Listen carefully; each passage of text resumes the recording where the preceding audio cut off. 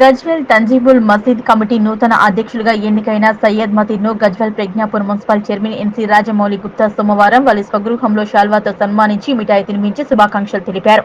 ఈ సందర్భంగా municipal chairman Rajamouli మాట్లాడుతూ సయ్యద్ మతీన్ మసీద్ కమిటీ అధ్యక్షుడిగా ఎన్నికైన సందర్భంగా చిరు సన్మానం చేయడం జరిగిందన్నారు.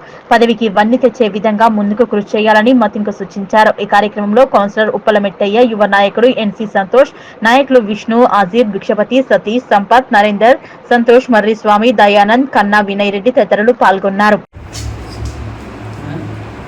ఈరోజు అందరి మిత్రులు గజ్వేల్ ప్రజ్ఞాపూర్ మున్సిపాలిటీలో ఒక చురుకైన యువ నాయకునిగా ఉంటూ నిన్న జరిగినటువంటి తంజీబుల్ మసీద్ కమిటీ అధ్యక్షునిగా భారీ మెజార్టీతో గెలిచినటువంటి మతీన్ భాయ్ గారికి, వారికి సహకరించినటువంటి మిత్రులందరికీ కూడా ధన్యవాదాలు, శుభాకాంక్షలు తెలియజేస్తూ మతీన్ గారి ఆధ్వర్యంలో